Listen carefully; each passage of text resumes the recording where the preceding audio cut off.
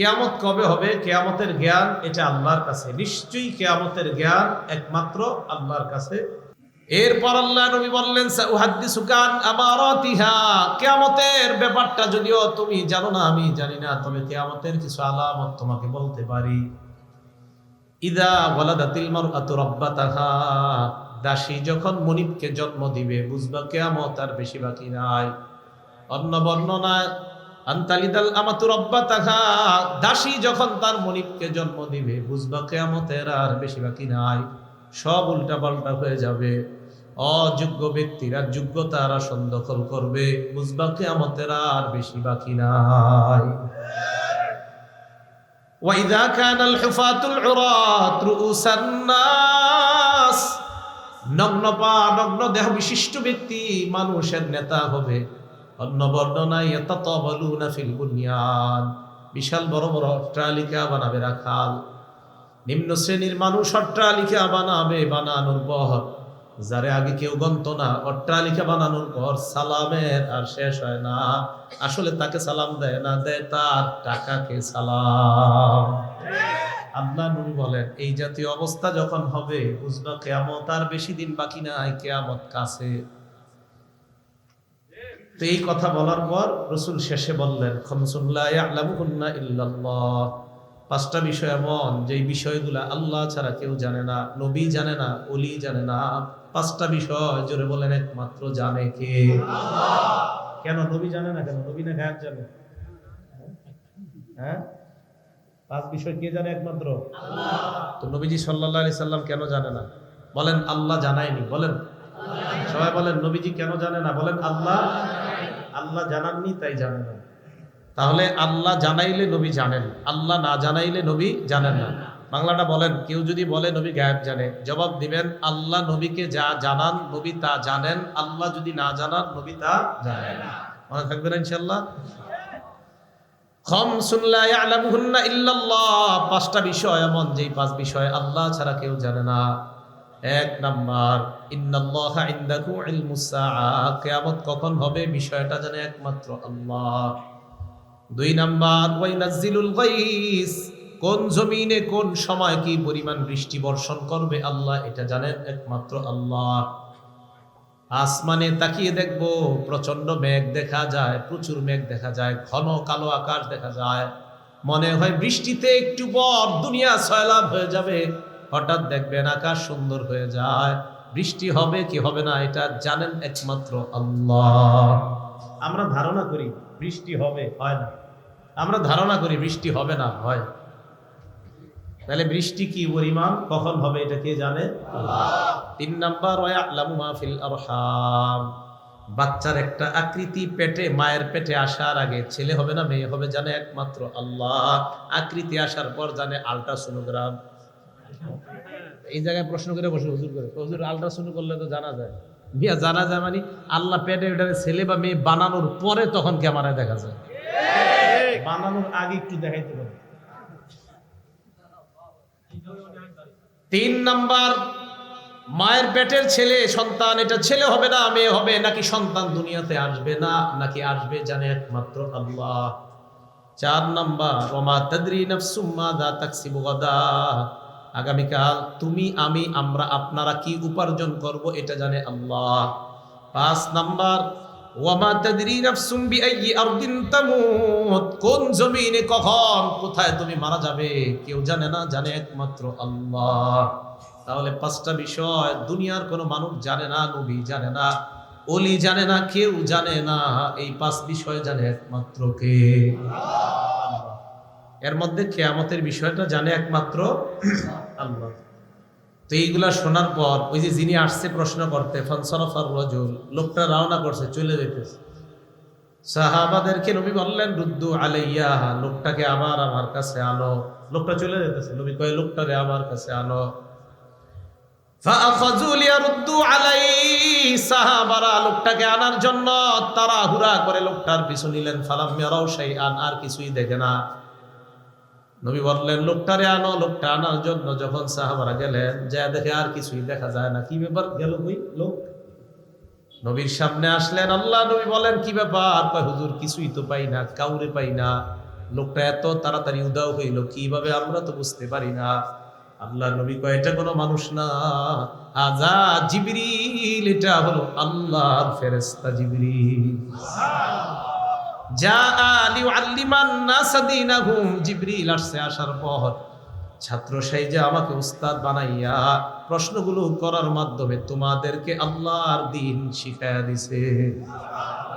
তাহলে জিবরাইল আলাইহিস সালাতু ওয়াস সালাম ছাত্র সেজে আসছে। বলেন তো চুল সাদা ছিল না কালো? কি বোঝা যায়? যুবক বয়সে দ্বীনি শিক্ষা অর্জন করা, এই জন্য কালো চুল নিয়ে আসছে। উনি তো সাদা চুল নিয়ে আসতে পারতেন। কালো চুল নিয়ে আসছে, যুবক অবস্থায় আসছে। তার উদ্দেশ্য হলো যৌবন বয়স থেকে ছোট থাকতে সন্তানকে দ্বীনি শিক্ষা দেওয়া। তাই যৌবনের রূপ ধারণ করে আসছে নবীর সামনে। কেন? যেন তাড়াতাড়ি সন্তানকে ধর্মীয় শিক্ষা দেওয়া হয়, বুড়া হওয়ার পরে না। এই জন্য আগে থেকে।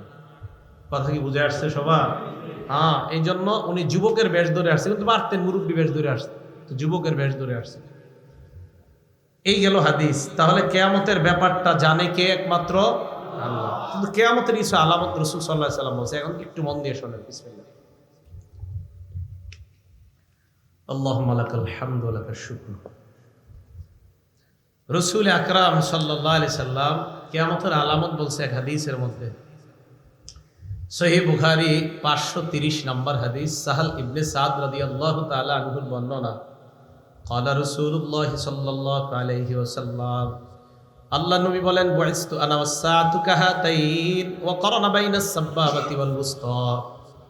নবীজি বলেন, আমি এবং কিয়ামত, আমার আর কিয়ামতের মাঝে ব্যবধান হলো এই দুই আঙ্গুলের মতো। শাহাদাত আর মধ্যমা আঙ্গুল দুইটা মিলাইলেন, মিলানোর পর বুঝাইলেন এই আঙ্গুল আর এই আঙ্গুল যেমন সামান্য ব্যবধান, আমার আর কিয়ামতের মাঝে তেমন সামান্য ব্যবধান, বাকি নেই। কিয়ামত খুব কাছে হয়ে গেছে। আল্লাহ নবী শেষ নবী, শেষ নবী দুনিয়াতে আসাটাই কিয়ামত নিকটবর্তী হয়ে যাওয়া।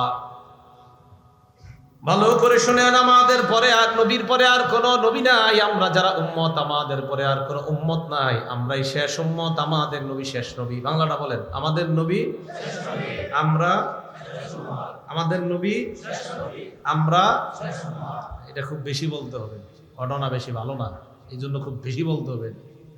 আমাদের নবী শেষ নবী সাল্লাল্লাহু আলাইহি ওয়াসাল্লাম।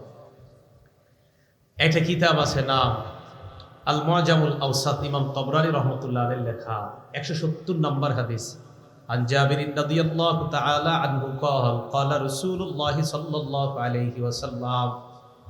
জাবির রাদিয়াল্লাহু তাআলা আনহুর বর্ণনা, আল্লাহ নবী বলেন, আনা কাঈদুল মুরসালিন ওয়ালা ফখরা।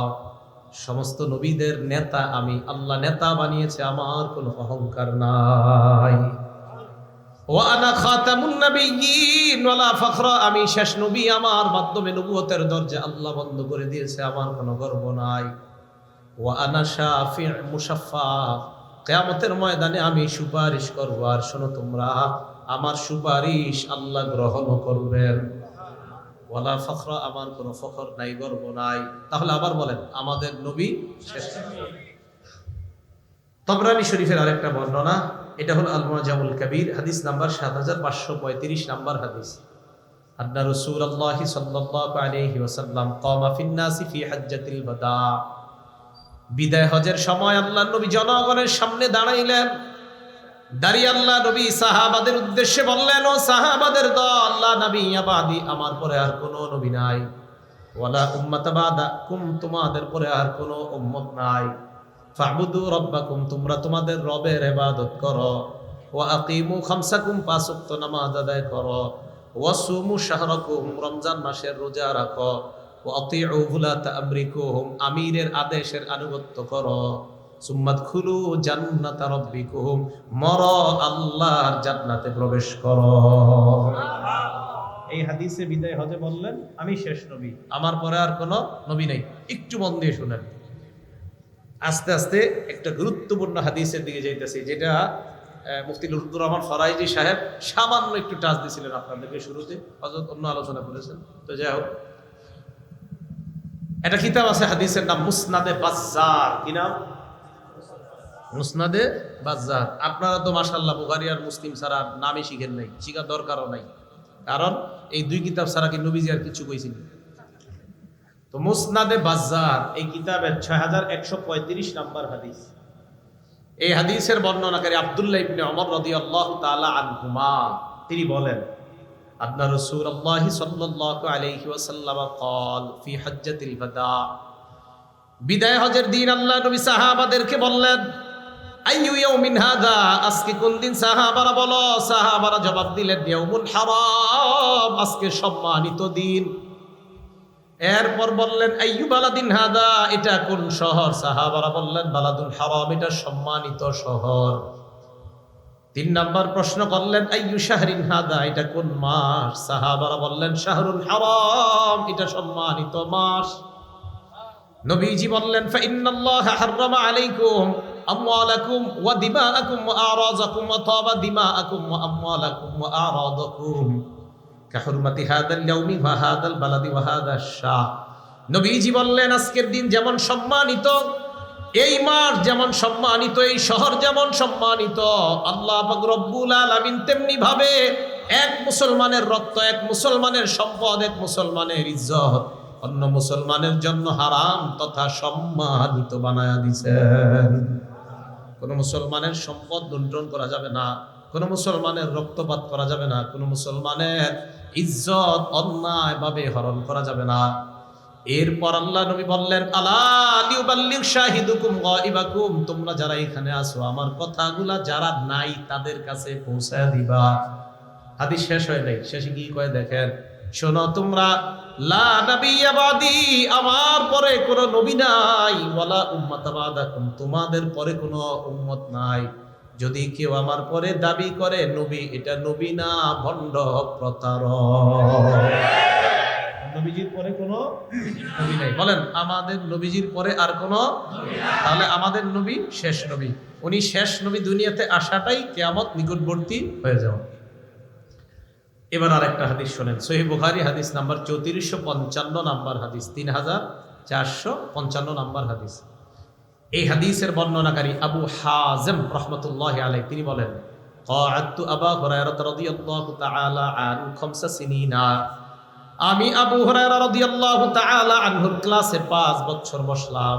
সামি'তুহু ইউহাদ্দিসু আন রাসূলিল্লাহি সাল্লাল্লাহু আলাইহি ওয়াসাল্লাম, আমি আবু হুরায়রা রাদিয়াল্লাহু তাআলা আনহুকে বর্ণনা করতে শুনলাম, আল্লাহ নবী বলছেন, কানাত বানু ইসরাঈলা তাসুসুহুমুল আম্বিয়া, বনি ইসরাইলের নবীদের নিয়ম ছিল একজন নবীর পর আরেকজন নবী দুনিয়াতে আসতেন, আসার পর তিনি নবী হতেন, তিনি তাদেরকে নেতৃত্ব দান করতেন।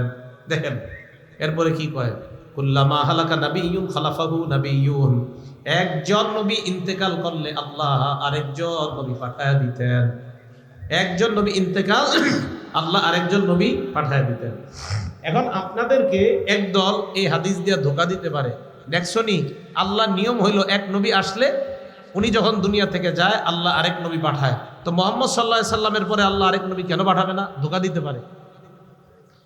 এটা কিভাবে ধোঁকা দিবে জানেন? হাদিস একটু বইলা ধোঁকা দিবে, পরে যে আরেকটু আছে হাদিস ওইটা আর পায় না। ঠিক বেদাতি যারা, এরা আপনাদেরকে হাদিস শোনায় ধোঁকা দেয়, ওই হাদিস যে হাদিসের শেষেই জবাব নবী দিয়ে দিছে, বাকি অংশ কয় না, যেতটুকু অংশ দিয়ে ধোঁকা দেওয়া যাবে অতটুকু কয়। তো এই যে হাদিসটা না, এই হাদিস দিয়ে বলবে, দেখছো বনি ইসরাইলের নবী একজন আসে যায় আবার আসে, একজন আসে যায় আবার আসে, তো মুহাম্মদ সাল্লাল্লাহু আলাইহি সাল্লাম আসলেন, এরপর আরেকজন কেন আসবে না? ধোঁকাবাজ, কিভাবে ধোঁকা দেয়? তো আপনি সাধারণ মুসলমান এমন করবেন, আচ্ছা তাই তো, এরকমই তো বিষয়টা, কিন্তু হাদিস যে আর একটু বাকি আছে ওই অংশটা আর কয় না। আল্লাহ নবী কয়, শোনো তোমরা, বনি ইসরাইলের একজন নবী যখন মারা যাইতেন আরেকজন নবী আল্লাহ পাঠাইছে, ভালো করে জানো, আর আমার পরে আর কোন নবী আসবে এমন চিন্তাও করবা না। লা নাবিয়্যা বাদি, এই হাদিসের শেষে নবী বলছে, শোনো আমার পরে কিন্তু কোনো নবী নাই। এই হাদিসে আল্লাহ নবী জানায়া দিলেন আমার পরে কিন্তু নবী নাই। ধোঁকাবাজরা প্রথম অংশ দিয়ে ধোঁকা দিতে পারে, নবী গেলে আরেকজন আসে। এই হাদিসে নবী কয় আমি গেলে আরেকজন আসবে এমন কিন্তু না, আমার পরে আর কোনো নবী নাই। এবার আল্লাহ নবী বলেন, ওয়াসায়াকুনু খুলাফা ফায়াকসুরুনা, আমার পরে যারা হবে প্রচুর পরিমাণ খলিফা হবে, আমার পরে আর কোনো নবী হবে না। সাহাবারা বললেন, ফামা তা'মুরুনা ইয়া রাসূলুল্লাহ, খলিফা আসলে আমরা কি করব, আমাদেরকে আপনি জানায়া দেন। আল্লাহ নবী জবাব দিলেন, খলিফা যখন আসবে ফু বিবাইআতিল আউয়াল ফাল আউয়াল, খলিফা আসলে একের পর এক তোমরা বায়াত গ্রহণ করবা, ওয়া আতুহুম হাক্কাহুম, তাদের হক আদায় করবা। ফাইন্নাল্লাহা সাইলুহুম আম্মা ইসতারআহুম, আল্লাহ পাক রব্বুল আলামিন প্রত্যেক প্রতিনিধিদেরকে তাদের দায়িত্ব সম্পর্কে প্রশ্ন করবেন। খলিফাদের আনুগত্য তোমরা করবা, বাকি প্রতিনিধি যারা হবে তাদেরকে তাদের অর্পিত দায়িত্বের ব্যাপারে আল্লাহর কাছে তারা ধরা খাবে, আল্লাহ তাদেরকে জিজ্ঞাসা করবেন। তাহলে বলেন তো, আমাদের নবী শেষ নবী, আমাদের নবী, ওনার পরে কি নবী আসবে না খলিফা? খলিফা। তাহলে আমাদের নবীর পরে নবী আসবে না, কি আসবে? খলিফা। শুনেন, যে হাদিস দিয়া একটা সম্প্রদায় আছে, ওই সম্প্রদায় একটা হাদিস দিয়ে এক সম্প্রদায় আপনাদেরকে ধোঁকা দিবে। বিসমিল্লাহ। তিরমিজি শরীফের 3731 নম্বর হাদিস। এই হাদিস দিয়ে যারা ধোঁকা দিবে তারা হলো হযরত আলী রাদিয়াল্লাহু তাআলা আনহুর আবেগী ভক্ত। কি ভক্ত? মানে একদল মানুষ হযরত আলীর নবী মানে, আলীর কি মানে এত আবেগ দেখাইতে দেখাইতে হযরত আলীর নবী মানে লাগে। এখন দেখেন ধোঁকাবাজিটা কিভাবে করে। তিরমিজি শরীফের 3731 নম্বর হাদিস। عن سعد بن أبي وقاص رضي الله تعالى عنه قال, سعد بن أبي وقاص رضي الله تعالى عنه বর্ণনা, তিনি বলেন, أن رسول الله صلى الله عليه وسلم قال لعلي بن أبي طالب رضي الله تعالى عنه, আল্লাহ নবী হযরত আলীকে বললেন, আলী আনতা মিন্নি বিমানজিলাতি মূসা বিমানজিলাতি হারুন মিন মূসা। হযরত আলীকে আল্লাহ নবী বললেন, আলী, মূসা নবীর নিকট হারুন নবীর যেমন অবস্থান, আমার নিকট তেমন তোমার অবস্থান। সুবহানাল্লাহ। মূসা নবীর নিকট হারুন নবীর যেমন অবস্থান, আমার নিকট তোমার তেমন অবস্থান। এবার আপনারা মাথা খাটায় করবেন, মূসা উনি আল্লাহর নবী কিনা, হারুন উনি আল্লাহর নবী কিনা, মুহাম্মদ সাল্লাল্লাহু আলাইহি ওয়াসাল্লাম আল্লাহর নবী কিনা, আলী আলী হাদিস মিলল কই? নবীজি বললেন, মূসা নবীর নিকট হারুন নবীর অবস্থান যেমন, আমার কাছে তোমার অবস্থান তেমন। ওনারা দুইজন নবী, ওনারা দুইজন তো নবী না। ধোঁকাবাজরা আপনাকে বলবে মূসা নবীর নিকট হারুন নবীর যেমন অবস্থান, মূসাও নবী হারুনও নবী। মুহাম্মদ সাল্লাল্লাহু আলাইহি ওয়াসাল্লামের নিকট আলীর যদি তেমন অবস্থান হয় তাহলে আলীও নবী হবে। চিল্লায়া বলেন নাউজুবিল্লাহ। কিন্তু হাদিস যে আর একটু বাকি আছে, ওই অংশটা বলেন আল্লাহ নবী বলে, তবে শোনো আলী, ওয়া ইন্নাহু লা নাবিয়্যা বাদি, আমার পরে কিন্তু নবী নাই। মূসা নবীর নিকট হারুন নবীর অবস্থান, উনিও নবী উনিও নবী। আমার নিকট তোমার অবস্থান, আমি নবী, তুমি কিন্তু নবী না। তোমার আবেগী বক্তব্যরা, তোমার আবেগী ভক্ত যারা, তারা যেন আজাইরা না লাফায়, আমার পরে কিন্তু কোনো নবী নাই। এটা আর কয় না, এই হাদিসে কিন্তু এটা আছে। তাহলে মূসা নবীর নিকট হারুন নবীর অবস্থান যেমন, আমাদের নবী বলে আমার কাছে তোমার অবস্থান তেমন। এটা কিভাবে? ওই যে মূসা নবী দায়িত্ব দিয়ে হারুন নবীর দায়িত্ব দিয়ে গেছে, আমাদের নবী হযরত আলীকে এক জায়গায় দায়িত্ব দিয়েছিলেন। দেওয়ার পর হযরত আলীকে বললেন, আলী, মূসা নবীর নিকট হারুন নবীর অবস্থান যেমন, আমার নিকট তোমার অবস্থান তেমন। তাহলে বলেন তো, এই অবস্থান কি নবুয়তের দিক দিয়ে না দায়িত্ব? দায়িত্ব। তো হযরত মূসা আলাইহিস সালাতু ওয়াস সালাম নবী, হারুন নবী উনিও নবী, আমাদের নবী নবী, হযরত আলী নবী না, উনি সাহাবা। তাই নবী হাদিসের শেষে স্পষ্ট করে দিলেন, শোনো আলী, আমার পরে কিন্তু নবী নাই। সুবহানাল্লাহ। এবার তিরমিজি শরীফের আরেকটা হাদিস শোনেন। এই হাদিসটা হলো 2219 নাম্বার হাদিস। এই হাদিসটা শুনলে প্রথম অংশ শুনবেন, শোনার পর এরপরে আমরা পুরোটা শুনবো। দেখেন, এই হাদিসটা প্রথম অংশ শোনার পর আপনাদের মাঝে কিছু মুসলমান আছে, যে মুসলমানদের মাঝে একটা খারাপ স্বভাব আছে, আশা করি এই স্বভাবটা আজকে থেকে আর থাকবে না, যদি আপনারা রাসূলের হাদিস মানতে চান। মানবেন তো ইনশাআল্লাহ? আচ্ছা। ক্বালা রাসূলুল্লাহ সাল্লাল্লাহু আলাইহি ওয়াসাল্লাম, আল্লাহ নবী বলেন, লা তাকুমুস সাআ হাত্তা তালহাকা কাবাইলু মিন উম্মতি বিল মুশরিকিনা ওয়া হাত্তা ইয়াবুদুল আওসান। নবীজি বলেন, কিয়ামত ততক্ষণ সংগঠিত হবে না যতক্ষণ আমার উম্মতের একদল মুশরিকদের সাথে মিলিত না হবে, আর যতক্ষণ তারা পূজায় লিপ্ত না হবে ততক্ষণ কিয়ামত সংগঠিত হবে না। নবী বুঝাইতে চায়, আমার উম্মতের একদল মুশরিকদের সাথে, যারা আল্লাহর সাথে শিরিক করে, তাদের সাথে মিলিত হয়ে তাদের ইবাদতের প্রার্থনার অনুষ্ঠানগুলাতে তারা যাইবে। এই জামানায় আমরা যদি দেখি আমাদের কোন মুসলমান যারা আল্লাহর সাথে শিরিক করে, অন্য কোন ধর্মের বিরুদ্ধে আমরা না, সমস্ত ধর্মকে শ্রদ্ধা করি, তবে মুসলমানদের ধর্মের আলাদা নিয়ম আছে না নাই? মুসলমানদের মধ্যে ইসলামী মূল্যবোধ বিশ্বাসী যদি কোনো মানুষ মুশরিকদের সাথে মিলিত হয়ে বলে আমি তাদের সাথে একাত্মতা প্রকাশ করলাম, আমরা ওই মানুষটাকে জানায় দিব তোমারে দেখে আমার নবীর কথা সত্যতার প্রতি আমাদের ঈমান আরো বেড়ে যায়। আর নবী বলছে তোমার মতো একদল লোক মুশরিকদের সাথে মিলা পূজার অনুষ্ঠানে যাইবা আর তাদের প্রার্থনার অনুষ্ঠানে যাইবা। প্রত্যেক ধর্মের অনুষ্ঠান আমরা শ্রদ্ধা করি, বাকি প্রত্যেক ধর্মের অনুষ্ঠান ওই ধর্মের মানুষের জন্য, অন্যদের জন্য না। এখন রাসূল সাল্লাল্লাহু আলাইহি সাল্লাম বললেন যে একদল মুসলমান এরকম মিলিত হবে যারা মুশরিক তাদের সাথে। হাদিস শেষ হয় নাই, এবার দেখেন। এবার আল্লাহ নবী বলেন আন্নাহু সায়াকুনু ফি উম্মতি সালাসুনা কাজ্জাবুনা, আমার উম্মতের মধ্যে 30 জন মিথ্যাবাদীর আবির্ভাব ঘটবে। বলেন কয়জন? কুল্লুহুম ইয়াজউমু আন্নাহু নাবিয়্যুন, প্রত্যেকে ধারণা করবে সে নবী। নাউজুবিল্লাহ। আল্লাহ নবী কয় ওয়া আনা খাতামুন নাবিয়্যিন লা নাবিয়্যা বাদি, আমি শেষ নবী, আমার পরে আর কোনো নবী নাই। এই হাদিস যদি বুঝে থাকেন 30 জন মিথ্যাবাদী যদি দাবিদার নবী বললেন হবে। পাকিস্তান বলেন, বাংলাদেশ বলেন, ভারত বলেন, সৌদি আরব বলেন, সারা দুনিয়ার মধ্যে যদি কেউ নতুন ভাবে বলে আমি নবুয়তের দাবিদার করলাম, আমরা তাকে জানায় দিব আমার নবীর ভাষা অনুযায়ী তুমি হলা 30 জন মিথ্যাবাদীর একজন। তুমি 30 জন মিথ্যাবাদীর একজন। কারণ নবীজি বলছে 30 জন মিথ্যাবাদীর আবির্ভাব ঘটবে যারা প্রত্যেকে দাবি করবে আমি নবী। আর রাসূল সাল্লাল্লাহু আলাইহি সাল্লাম বলেন আমি শেষ নবী, আমার পরে আর কোনো নবী নাই। কথাগুলো মনে থাকবে ভাই। তাহলে রাসূল সাল্লাল্লাহু আলাইহি সাল্লাম বলে দিলেন আমি শেষ নবী, আমার পরে নবী নাই। এবার একটু বুঝেন। ফরাইজি সাহেব তো বই নিয়ে আসছিল, আচ্ছা যাক মাশাআল্লাহ।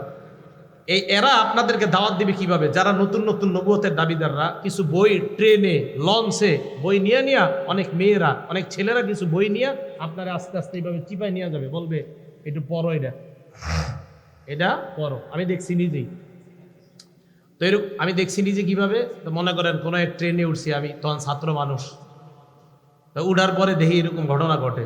তো এরকম বই দিবে, বই দেওয়ার পরে আপনারে পড়াবে। তো পড়ানোর পরে এই সেই, আমি কিন্তু বলি নাই কোন দেশে, এটা বলছি না, আচ্ছা যেই দেশেই।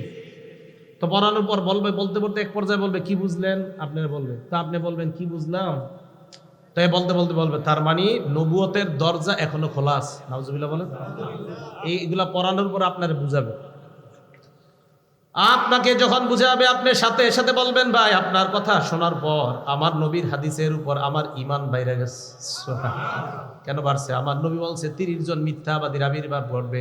এর মানে এই বই আপনাদের যে গুরু, ওই গুরু হলো ওই ভণ্ড 30 জনের একজন। সোজা কথা। রাসূল সাল্লাল্লাহু আলাইহি সাল্লাম বলছে 30 জন মিথ্যাবাদী আসবে, এরা দাবি করবে নবী। আর আমি বুঝি না মানুষ কিভাবে এরপরেও বুঝে না যে আমাদের নবী যে শ্রেষ্ঠ নবী, উনি যে শ্রেষ্ঠ খতামুন নবীর, ওনার কথা একের পর এক মিলে যাচ্ছে, তো উনি তো সত্যবাদী হওয়া এটা আকলেও কয়। এটা কেন বুঝে না মানুষ? এবার বুখারী শরীফের হাদিস শুনেন, হাদিস নাম্বার 3535, কত হয়? 3535। এই হাদিসে অধ্যায় কায়েম করছে ইমাম বুখারী রহমাতুল্লাহ আলাইহি, বাবু খাতিমিন নবিয়িন সাল্লাল্লাহু আলাইহি সাল্লাম। খাতিমিন, খতাম না, খাতিমিন। এই হাদিসের মধ্যে আসছে আবু হুরায়রা রাদিয়াল্লাহু তাআলা আনহুর বর্ণনা, ক্বালা রাসূলুল্লাহ সাল্লাল্লাহু আলাইহি ওয়াসাল্লাম, আল্লাহ নবী বলেন ইন্নামা সালি ওয়া মাসালাল আমবিয়া মিন ক্বাবলি কামাসালি রাজুলিন বানা বাইতান, আমার পূর্ববর্তী নবীদের দৃষ্টান্ত হলো ওই ব্যক্তির মতো যেই ব্যক্তি একটা ঘর বানিয়েছে, ফাজমালা ওয়া আহসানা, ঘরটা বড় চমৎকার ভাবে সাজিয়েছে, বড় সুন্দর ভাবে ঘরটা সাজায়। দেখেন সাজানোর পর ইল্লা মাউদি আলাবিনা ফি জাওিয়া, একটা ইট পরিমাণ জায়গা খালি আছে। কি পরিমাণ জায়গা খালি? ইট পরিমাণ জায়গা খালি।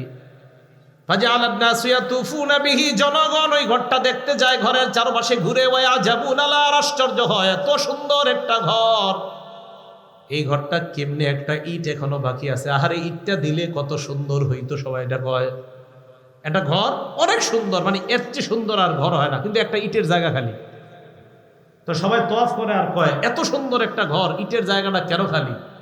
আল্লাহ নবী কয় ফানাল্লাহ বিদা, যেই খালি জায়গার ইটটা আমি হলাম সেই ইট। আমি হলাম সেই ইট। আল্লাহ আদম নবীর মাধ্যমে ঘরটা সাজানো শুরু করেছেন, ঈসা নবী পর্যন্ত ঘরটা আল্লাহ থামাইছেন। ইটের জায়গাটা আল্লাহ ফাঁকা রাখছেন, আমি নবীর মাধ্যমে ওই ফাঁকা পূরণ করে ঘরের সৌন্দর্যের সমাপ্তি আল্লাহ টেনে দিলেন। হাদিসের শেষে আল্লাহ নবী বলেন আনা খাতিমুন নবিয়্যিন, আমি শেষ নবী, আমার পরে আর কোনো নবী নাই। খাতিম কেন বলছে জানেন? যারা আপনাদেরকে ধোকা দিতে চায় না, এরা কয় খতিম না খতাম, এরা কয় খতিম না খতাম। আপনি জবাব দিবেন, যদি খতিমও কও তাও নবী শেষ নবী, যদি খতাম কও তাও নবী শেষ নবী। পাল্টা প্রশ্ন করবে আপনাকে খতামের দলিল কি? আপনি জবাব দিবেন সূরা আহজাবের 40 নম্বর আয়াত হলো খতামের দলিল। এরা বলবে খতিমের দলিল কি? বলবেন বুখারীর 3535 হলো খতিমের দলিল। তামের দলিলও আছে, তিমের দলিলও আছে। সূরা আহজাবের 40 নম্বর আয়াতে আল্লাহ বলেন মা কানা মুহাম্মাদুন আবা আহাদিম মিন রিজালিকুম, মুহাম্মদ সাল্লাল্লাহু আলাইহি ওয়াসাল্লাম তোমাদের কারো পুরুষের পিতা নন, ওয়ালাকিন রাসূলুল্লাহ, তিনি আল্লাহর রাসূল, খাতামান নাবিয়্যিন। সুবহানাল্লাহ, তিনি শেষ নবী। তাহলে খাতাম বলেন, খাতিম বলেন, মুহাম্মদ সাল্লাল্লাহু আলাইহি সাল্লাম শেষ নবী, ওনার পর আর কোনো নবী নাই। বইস্তু আনা ওয়াসসাআতু কাহাতাইন, কিয়ামত আর আমার মাঝে এত সময় ব্যবধান, অর্থাৎ আমি আশা মানি কিয়ামত আর বেশি দিন বাকি নেই। আরেকটা হাদিস শুনেন, সহিহ বুখারীর 5231 নম্বর হাদিস। ক্বালা রাসূলুল্লাহ সাল্লাল্লাহু আলাইহি ওয়াসাল্লাম, আল্লাহ নবী বলেন ইন্না মিন আশরাতিস সাআ আইয়ুরফাল ইলম, নবীজি বলেন কিয়ামতের আলামতের মধ্যে এটাও একটা আলামত, আইয়ুরফাল ইলম, ইলম উঠে যাবে। বলেন কি উঠে যাবে? ভালো করে বলেন কি উঠে যাবে? ইলম উঠে যাবে। ফরাইজি সাহেবের বয়ানের শুরু দিক দিয়ে একটু শুনছি, পরে আবার ঘুমাই গেছে। মন চাইছে শুনতাম, কিন্তু পরে বৈশা ঘুমায় গেছে। শুরু দিক দিয়ে উনি ওলামাদের শান আলোচনা করতেছিলেন। তো দেখেন কি কয় আল্লাহ, ইন্নাল্লাহা লা ইয়ারফাউল ইলম, ও ইন্না মিন আশরাতিস সাআ আইয়ুরফাল ইলম, কিয়ামতের আলামতের মধ্যে একটা হলো ইলম উঠিয়ে নেওয়া হবে। কি উঠিয়ে নেওয়া হবে? 2 নাম্বার ওয়াসবুতাল জাহলু, মূর্খতা প্রতিষ্ঠিত হবে, মূর্খতা সমাজের মধ্যে ছড়ায় পড়বে। আলহামদুলিল্লাহ সূরাটা বিশুদ্ধভাবে পড়তে পারে না, কয় আপনার সাথে আমি বহস করতে চাই। আমি কিন্তু বহস পারিও না, আমারও তো যোগ্যতাও নাই। সত্যি মুবাহিস তো আমাদের ফরাইজ হিসাব আবরার ভাই, ওনারা তো অনেক সময় বলে আমি বহস করতে চাই, সূরা ফাতিহা কি পারে না, শুদ্ধ পারে না। আমি বলছি না যে উনি বহসে পারবে না, যিনি বলে মাশাআল্লাহ উনিও ভালো বহস করে, কথার কথা যেই বলে উনি বলো, আপনাদের কেউ বলেন, অথবা একটা জেনারেল শিক্ষিত আপনারা বলেন যে আমি আপনার সাথে বহস করতে চাই, আমি বলবো না মাশাআল্লাহ এটা আপনার যোগ্যতা, আল্লাহ তাআলা আরো বাড়ায় দেয়। কিন্তু আমি সাথে সাথে বলবো বহস করতে কত ভালো লাগবে। তো আপনি বলবেন 1 ঘন্টা 2 ঘন্টা 3 ঘন্টা, আমি বলবো ভাই এই 1-2 ঘন্টা সময় নষ্ট না কইরা সূরা ফাতিহাটা শিখা নামাজটা শুদ্ধ করেন। সময় নষ্ট করবেন, ফাতিহাটা শিখে। খারাপ কথা বলছি? আমি কিন্তু বলি নাই যে আপনি বহসের যোগ্যতা রাখেন, আপনি বহসের যোগ্যতা রাখেন, এটা স্বীকার করছি। এবং আমি আরিফ বিন হাবিব তো মনে করি সবাই আমার চেয়ে ভালো জানেন বহস, কিন্তু আমি বলি যদি সূরা ফাতিহা, এটা আমি আলহামদুলিল্লাহ ভাই আমার সূরা ফাতিহাটা আমি শুদ্ধ করে শিখছি, আমি একটু বলতে পারবো আল্লাহর কাছে আল্লাহ আমি শুদ্ধ করে নামাজ পড়ার চেষ্টা করছি। কিন্তু আপনি অনেক বড় বহস করুন না লোক, কিন্তু আপনি সূরা ফাতিহা জানেন না। আমার আর আপনার মাঝে দুইজনের মাঝে আল্লাহ কিন্তু আপনাকে ঠেকায় দিবে। তা আমি বলি কি, আপনি মানে আপনাদের একজন যে কোনো একজন কয় কি ফরাইজ সাহেবের সাথে আমি বহস করুন, আরে ভাই বেচারা উনি আলেম, তা আমি কিন্তু আপনারও বলছি না, আপনিও মাশাআল্লাহ মহা আলেম, ওনার চেয়ে বড় আলেম, কোনো সন্দেহ নেই। আপনি তো সূরা ফাতিহাটা শুদ্ধ করেন কেন? আগে নামাজটা তো শুদ্ধ করেন। তো আমি বলছি আপনি সময়গুলা নষ্ট না করে নামাজ শুদ্ধ করেন। মূর্খতা ছড়ায় পড়বে সমাজে। 1 নাম্বার ইলম উঠিয়ে নেওয়া হবে, মূর্খতা ছড়ায় পড়বে। ওয়াজহারুজ জিনা, 3 নাম্বার জিনা ব্যভিচার দুনিয়ার মধ্যে প্রতিষ্ঠিত হবে। জিনা বেড়ে যাবে, পরকিয়া বেড়ে যাবে। স্মার্টফোনের বদৌলতে বিবি আরেক পুরুষের সাথে, স্বামী আরেক নারীর সাথে অবৈধ জিনায়, মোবাইলের জিনায় লিপ্ত হবে। 4 নাম্বার ওয়ায়ুশরাবাল খামরু, মদ পান বেড়ে যাবে। 5 নাম্বার ওয়াকিল্লার রিজাল, পুরুষের সংখ্যা কমবে। ওয়া তাকসুরান নিসা, নারীদের সংখ্যা বাড়বে। হাত্তা ইয়াকুনা লি 50 ইমরাআতান আল কাইয়িমুল ওয়াহিদ, 50 জন ঘরে নারী, একজন হবে পুরুষ। অবস্থা ভালো না, 50 জন নারী ঘরে হবে একজন পুরুষ। হ্যাঁ কিয়ামত, এটা হলো কিয়ামতের আলামত। তো এক নাম্বার এলেম উঠিয়ে নেওয়া হবে, এই হাদিস থেকে আমরা জানলাম। মন দিয়ে শুনি আমরা। এখন কথা হলো এলেম কিভাবে উঠাবে। হুজুর একটু দিকে আসেন তো, একজন যে কোনো একজন আসলে হবে, আপনি আসেন। এই যে এদিক তাকান, এই যে এদিক তাকান, এই যে টান দিলাম, ছিনায় নিলাম, এইভাবে এলেম উঠায় নিবে না। সহিহ বুখারীর 100 নম্বর হাদিস। ক্বালা রাসূলুল্লাহি সাল্লাল্লাহু আলাইহি ওয়াসাল্লাম, আল্লাহ নবী বলেন, ইন্নাল্লাহা লা ইয়াকবিজুল ইলমা ইনতিজাআন ইয়ানতাজিউহু মিনাল ইবাদ। আল্লাহ বান্দাদের থেকে এইভাবে ছু মেরে এলেম উঠায় নেবেন না। এবার আপনাদের প্রশ্ন, হুজুর তাহলে এলেম আল্লাহ কিভাবে উঠায় নেবেন? আহারে মুসলমান, কিভাবে আপনাদেরকে বুঝায়? নবীজি বলেন, ওয়ালাকিন ইয়াকবিজুল ইলমা বিকবজিল উলামা। আলেমদেরকে উঠায় নেওয়ার মাধ্যমে এলেম আল্লাহ উঠায় নেবেন। হাফিজি হুজুর চলে যাওয়া মানে এলেমের একটা সাগর চলে যাওয়া। আল্লামা শাইখুল হাদিস চলে যাওয়া মানে এলেমের সাগর চলে যাওয়া। আল্লামা আমিনী রহমতুল্লাহ চলে যাওয়া মানে এলেমের বিশাল সমুদ্র চলে যাওয়া। আর আমি আর আপনি চটি বই পড়ি আর দাবি করি হুজুররা কি জানে আমি সব জানি। যে আফসোসের কথা। রসুল বললেন এলেম আল্লাহ উঠায় নেবে, আলেমদের উঠায় না। আমার আপনার হতাশ হওয়া দরকার, আফসোস করা দরকার যে আলেমরা বিদায় নিচ্ছে। এটা আমাদের জন্য কপাল খারাপের লক্ষণ। আর আমি আপনি এখনো ঝগড়া নিয়ে আছি। এখনো আমি আপনি একজন শাইখুল হাদিসের ভুল ধরে গিয়ে আজকে সকাল থেকে একটা নতুন বই পইরা বেচারা 20 বছর বুখারী পড়ায়, ওনার ভুল ধরতে যান আপনি। রসুল আকরাম সাল্লাল্লাহু আলাইহি সাল্লাম বললেন আলেম চলে যাবে তো এলেম উঠে যাবে। আজকে আমি আরিফ বিন হাবিব আরো আমরা হুজুররা আপনাদের সামনে জুমা পড়াই, কথা বলি, আর ভাবেন এই হুজুরের চেয়ে বড় হুজুর মনে আর দুনিয়াতে নেই। অথচ আমার নবী বলেন না, আলেম চলে যাওয়া মানে এলেম চলে যাওয়া। এই যা দেখতেছো এইগুলার ভাষা ভাষা কিছু বিদ্যা দেখতেছো, আসল এলেম তো আল্লাহ একের পর এক উঠিয়ে দিচ্ছে, উঠিয়ে দিচ্ছে। এই চিন্তা চেতনা না। বুখারী শরীফের সব মানেন তো এই হাদিসটা একটু মানতে পারেন না যে বুখারীর 100 নম্বর হাদিসে নবী বলছেন এলেম আল্লাহ উঠিয়ে নেয় আলেমদেরকে উঠায় নেওয়ার মাধ্যমে। তো এই চেতনা, এই চিন্তা, এই পেরেশানি আমার আপনার মাথায় কেন আসে না? সর্বনাশ, আমাদের দেশের আলেমরা চলে যাওয়া মানে তো এলেম চলে যাচ্ছে। আমি আপনি এই টেনশন না করে নতুন নতুন ভাবে আমি আপনি দাবি করতে চাই আমি কোরআন বেশি বুঝি, আমি হাদিস বেশি বুঝি। এত বেশি বুঝতে বুঝতে হাদিস অস্বীকার করে শুধু কোরআন বুঝে না। এখন শুধু কোরআন, কারণ আপনি নতুন শুধু কোরআন আর হাদিস দরকার নেই। অপেক্ষায় থাকেন, কিছুদিন পরে বলবে কোরআনের এই অংশটুকু মানি না, এটুকু মানি। এটার অপেক্ষা থাকেন, বলবে। কেন বলবে জানেন? আমি তো জানি কেন বলবে। কারণ যারা শুধু কোরআন মানে হাদিস মানে না, এদের দাবি হলো এরা কোরআন বুঝে। আমি এদেরকে অসংখ্যবার বলছি এরাও কোরআন বুঝে না। কেন বলছি জানেন? আমি এদেরকে বলছি আপনারা পুরা কোরআন পড়েন না, এই জন্য বুঝেনও না। এদের অনেককে আমি বলছি যে আপনারা কোরআনও বুঝেন না। কিভাবে বুঝেন না কোরআন? আপনি তো কোরআন পুরাটা পড়েন না। আপনি কোরআন নিয়ে কারোর সাথে বসলে কি করেন? সামনে একটা আইপ্যাড কি জানি নিয়ে বসে, আপনার ওই যে ল্যাপটপ ট্যাব নিয়ে বসার পরে একটার পরে আয়াত এবার দেখে দেখে বস করতে চায়। আমি আরিফ বিন হাবিব আজকে আপনাদের সামনে বলছি ওইটা নিয়ে না বৈশা, এই যে এখানে আজকে আমি বৈশা রয়েছি, আপনি এখানে আসেন, আমি কোরআনের একের পর এক আয়াত বলি, আপনিও বলেন, তো দেখা যাবে কেমন আপনি আহলে কোরআন। আহলে কোরআন শুধু কোরআন মানে কি? কোরআন ইন্টারনেট ল্যাপটপ কোরআন। আপনি তো কোরআন এত বুঝেন তো আসেন না আপনি এমনি রাস্তায় মনে করেন আসর নামাজ পড়ছি দুজনে এক মসজিদে, আসরের নামাজের পরে দুজন দাঁড়ায় একটু কথা বললাম, জনগণ দেখুক। আপনি তো এটা জীবনে করবেন না, কারণ আপনি নিজেও জানেন কোরআনের কয়েকটা আয়াত আপনি মুখস্থ করছেন, বাকিগুলো আপনার জানা নাই। আজীব এক পেরেশানিতে আছি আমরা। তো রাসূল আকরাম সাল্লাল্লাহু আলাইহি সাল্লাম বললেন আল্লাহ এলেম উঠিয়ে নেবেন আলেমদেরকে উঠায় নেওয়ার মাধ্যমে। কিভাবে উঠায় নেবেন বলেন তো? আলেমদেরকে।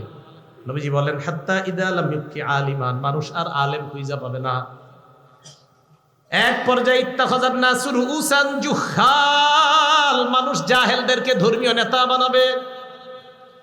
জাহেলদেরকে ধর্মীয় নেতা বানানোর পর ফাসুইলু, তাদেরকে প্রশ্ন করা হবে। প্রশ্ন করার পর ফাফতাউ বিগাইরি ইলমিন, বিদ্যা ছাড়াই ফতোয়া দিয়ে দিবে। ফাদল্লু আদল্লু, নিজেরাও পথভ্রষ্ট হবে, যাদেরকে ফতোয়া দিবে তাদেরকেও পথভ্রষ্ট বানাবে। আমি অবাক হয়ে যাই, বিভিন্ন জায়গায় আমাদের দেশেও সারা দুনিয়াতে এমন এমন কিছু মানুষ আছে যাদেরকে এই পর্যন্ত আমি জীবনেও দেখি নাই কোনো প্রশ্নে বলছে এটা আমার জানা নাই, সব জানে। আমি অবাক, এমন এমন অনেক ব্যক্তি আছে যারা মানে কোনো প্রশ্নে উনি কখনো বলে নাই আমি জানি না, অথচ আল্লাহর রসুল অনেক প্রশ্নে বলছে আমি জানি না, জিবরাইল না জানাইলে। কি আজীব বর্তমান যুগের এমন এমন আলেম আছে যারা কোনো প্রশ্নে না আমি জানি না মানে উনি সব জানে। পরে যাই না কি হয় জানেন? এমন এক ফতুয়া দেয় যে ফতুয়ার কারণে জনগণের মধ্যে দুই দল হয়ে যায়। মানে অবাক ফতুয়া এভাবে দিবে, জাহেলদেরকে যখন নেতা বানাবে, তো আল্লাহ এইভাবে আলেমদের মাধ্যমে এলেম উঠিয়ে নেবেন। এটা গেল একটা বিষয়। এরপরে বললেন ওয়াজহার জিনা, ব্যভিচার সমাজে প্রতিষ্ঠিত হবে, ব্যভিচার বেড়ে যাবে। সহিহ বুখারীর 2475 নম্বর হাদিস, ক্বালা রাসূলুল্লাহ সাল্লাল্লাহু আলাইহি ওয়াসাল্লাম, আল্লাহ নবী বলেন, লা ইয়াজনি জানি হিনা ইয়াজনি ওয়া হুয়া মুমিন, ব্যভিচারকারী যখন ব্যভিচার করে তখন তার ঈমান থাকে না, ব্যভিচার করা অবস্থায় তার ঈমান উপরে ঘুরতে থাকে। একবার চিন্তা করেন যদি ওই অবস্থায় মারা যায়। ওয়ালা ইয়াসরিকু সারিকু হিনা ইয়াসরিকু ওয়া হুয়া মুমিন, চুরি যখন চুরি করে, চোর যখন চুরি করে, চুরি করা অবস্থায় তার ঈমান থাকে না, ঘুরতে থাকে। ওয়ালা ইয়াশরাবুল খামরা হিনা ইয়াশরাবু ওয়া হুয়া মুমিনুন, মদ পান করা অবস্থায় তার ঈমান থাকে না, ঈমানটা ঘুরতে থাকে। ওয়ালা ইয়ানতাহিবু নুহমাতান হিনা ইয়ানতাহিবু ওয়া হুয়া মুমিনুন, ছিনতাইকারী যখন ছিনতাই করে তখন তার ঈমান থাকে না, ঈমান ঘুরতে থাকে। আহারে ছিনতাইকারী আর জিনাকারী আর মদপানকারী তারা যদি একবার ভাবে ওই অবস্থায় যদি আবার মরণ হয়, যে অবস্থায় আমার ঈমানটা যদি না আসে, অপরাধ করা অবস্থায় যদি তার ঈমান না আসে, ওই অবস্থায় যদি তার মরণ হয়ে যায়। সহিহ বুখারীর 6612 নম্বর হাদিসে আল্লাহ নবী বলেন, ইন্নাল্লাহা কাতাবা আলা ইবনি আদম হাজ্জাহু মিনাজ জিনা আদরাকা যালিকা লা মাহালা, আদম সন্তানকে আল্লাহ জিনার পরীক্ষা দ্বারা পরীক্ষা করবেন, কোনো সন্দেহ নাই। ফাজিনাল আইনি আর নজরু, চোখের জিনা হলো দেখা, কোনো অবৈধভাবে যেই নারীকে দেখা আপনার হারাম, তার দিকে তাকানো, এটা চোখের জিনা। বর্তমান জামানায় হয়ে গেছে কি কথা কয়, মুখ না ঢাকলেও নারীর পর্দা হয়ে যায়। তাহলে চোখের জিনার কোনটা? নারীর চেহারা যদি না ঢাকলে পর্দা হয়, তো চোখের জিনা কোনটা? হ্যাঁ। এরপর আপনি আপনার ছেলেকে বিয়ে করানোর জন্য একটা মেয়েকে দেখতে যান, মেয়ের বাড়িতে নাকি রাস্তায়? সবাই বলেন বাড়িতে না রাস্তায়? কেন বাড়িতে যাবেন? এখন তো সহজ হয়ে গেছে, মুখ যেহেতু খোলা রাখার কোনো ব্যাপার না, চা দোকানের সামনে দেখলেই তো হয়। দেখে নেবেন চা দোকানের সামনে, কলেজে বাইরে দেখবেন শেষ। হ্যাঁ, টাকাও বাঁচবো, এই তো সুন্দর কথা। কয় টাকাও বাঁচবো, সুন্দর কথা। আব্বারে বলবে আব্বা চা স্টলের সামনে দেখছি, তাহলে বলেন মুখ ঢাকতে হবে কিনা? আরে মুখ ঢাকতে হবে বলেই তো ছেলে সামান্য সময়ের জন্য ওই দিন মেয়েটাকে দেখা যায় হয়। কত রকমের বিপদে যে একের পর এক পড়বেন আল্লাহ জানে। তো দেখেন এইগুলো এটা। এরপরে রাসূল সাল্লাল্লাহু আলাইহি সাল্লাম বলেন, ওয়াজিনাল লিসান আল মান্তিক, মুখের জিনা হলো কথা বলা।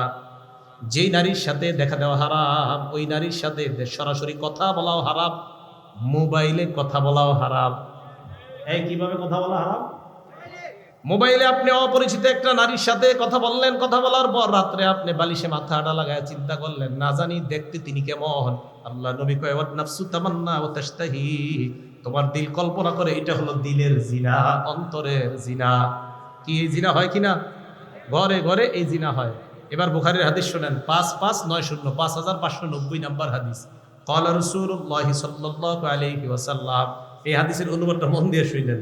লা ইয়াকুনান্না মিন উম্মতি আকওয়াম, আমার উম্মতের মধ্যে এমন এক সম্প্রদায় বের হবে, ইয়াস্তাহিল্লুনাল হিররা ওয়াল হারিরা, যারা জিনা করাকে হালাল মনে করবে, ওয়াল হারিরা, রেশমের পোশাক পরা হালাল মনে করবে, ওয়াল খামরা, মদ পান করা হালাল মনে করবে, ওয়াল মাআজিফা, মাআজিফের অনুবাদ করমুনি, ঢোল তবলা গান বাদ্যকে হালাল মনে করবে। শুধু তাই নয়, বলবে আমি এমন কোন কিতাব বাকি নাই, সব পড়ছি, পড়ার পর কোথাও পাই নাই ঢোল তবলা হারাম। তাহলে বুখারীর এই হাদিসটা কই?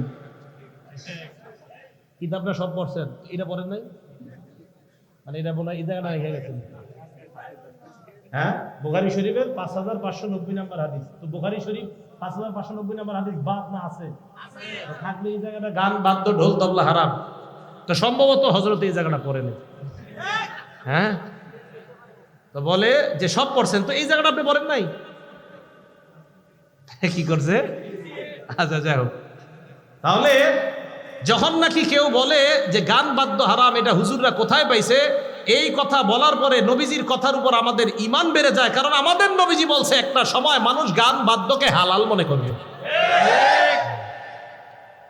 তাহলে এইগুলা কি ভবিষ্যতে হবে না চলতেছে? চলতেছে। আল্লাহ বুঝার তৌফিক দান করেন। একটা কিতাব আছে, নাম মাজমাউজ জাওয়ায়েদ, ইমাম হাইসামি রহমতুল্লাহ আলাইহির লেখা 1 নম্বর খণ্ড 134 নম্বর পৃষ্ঠা। এই কিতাবে একটা হাদিস আসছে। এক ব্যক্তি নবীর কাছে আসছে, হাদিসটা মন দিয়ে শুনে, এটা মজার হাদিস। আসার পর আল্লাহ রসুলকে বললেন, ইয়া রাসূলুল্লাহ ইজানলি ফিজ জিনা, হুজুর আমারে জিনা করার অনুমতি দেন। নাউজুবিল্লাহ। কি করার অনুমতি চাইছে? জিনা করার। এবার আশেপাশে সাহাবায়ে কেরাম তো আপনার কি দিয়ে ওই কি আর কথা খুঁজে পায় নাই নবীজিরে কওয়ার। জাজারুহু অকলু মাহ মাহ, সবাই বলছে এই এই আরে থাম থাম, আমরা এরকম বলি না, এই থাম থাম, এই কি কও নবীজির এগুলা, এই তুমি কোথায় কি কও?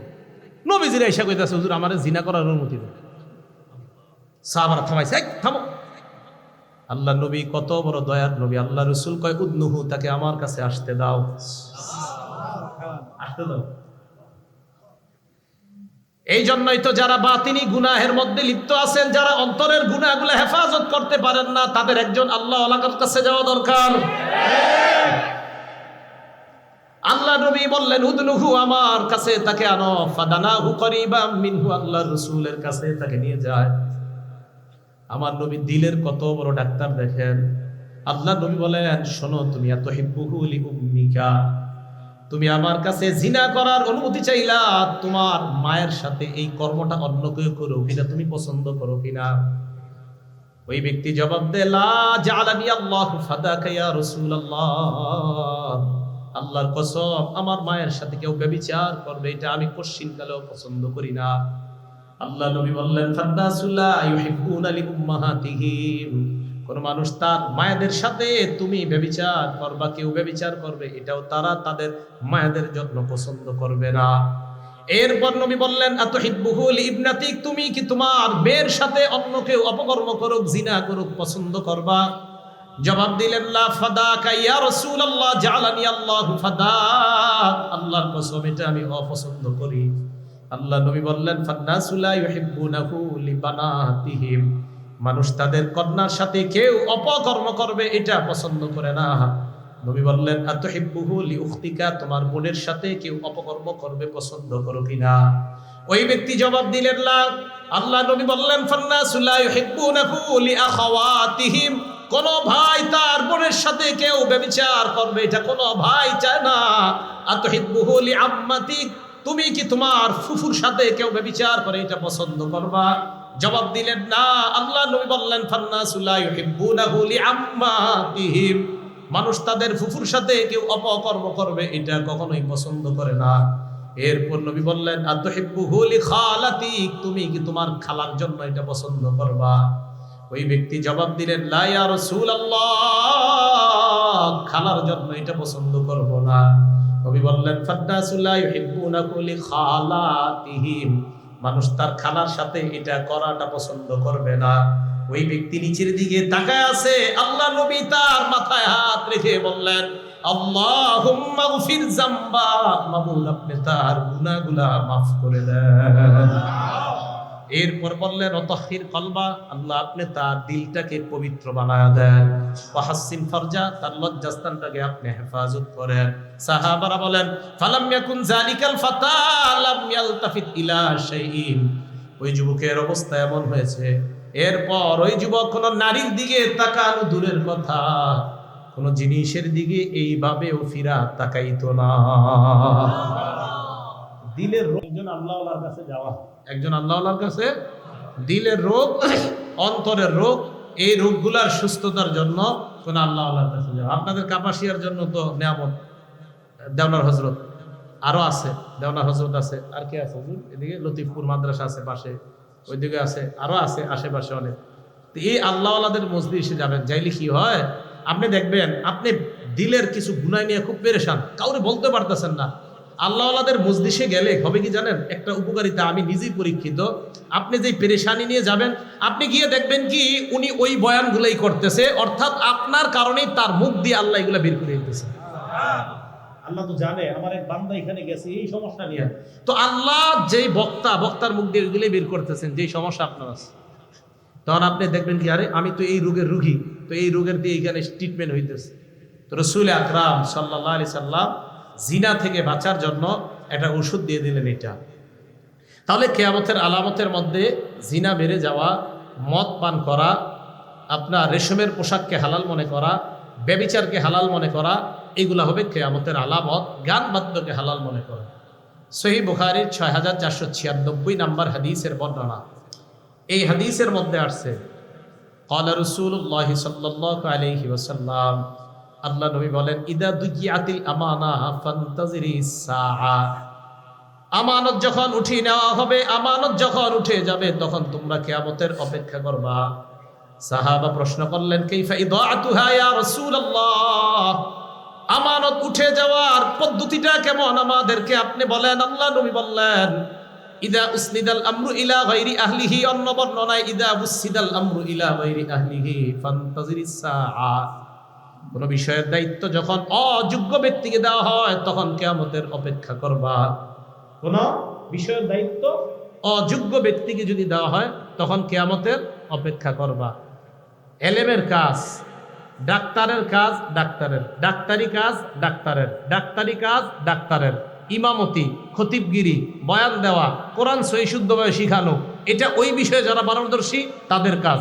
তো তাদের কাজগুলা তাদেরকে না দিয়া অন্য অযোগ্য ব্যক্তিকে যদি দেন, এটাই হবে কিয়ামতের আলামত যে আমানত উঠে যাওয়া।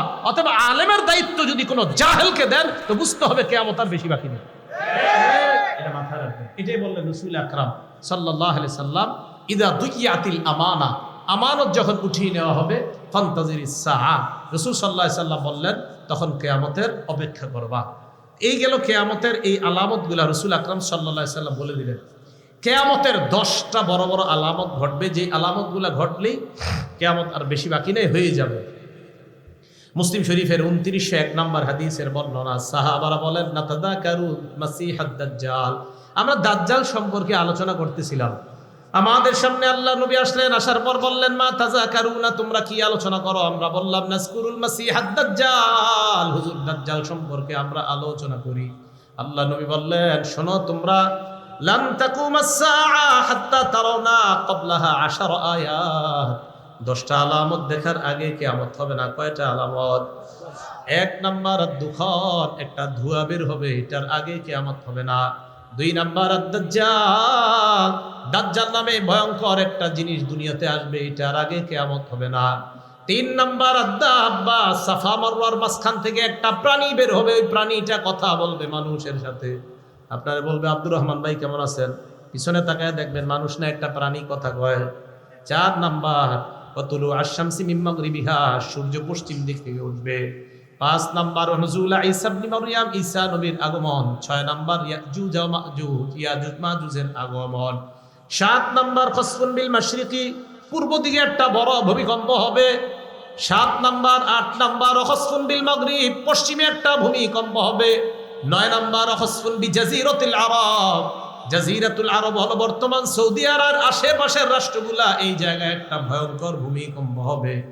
10 নাম্বার ওয়া আখিরু যালিকা নারুন তাহশুরুন নাস মিনাল মাশরিকি ইলাল মাহশার বা মিনাল ইয়ামানি ইলাল মাহশার তাতরুদুন নাস ইলাল মাহশার, সর্বশেষ একটা আগুন বের হবে, এই আগুনটা মানুষকে হাসরের ময়দানে উপস্থিত করবে।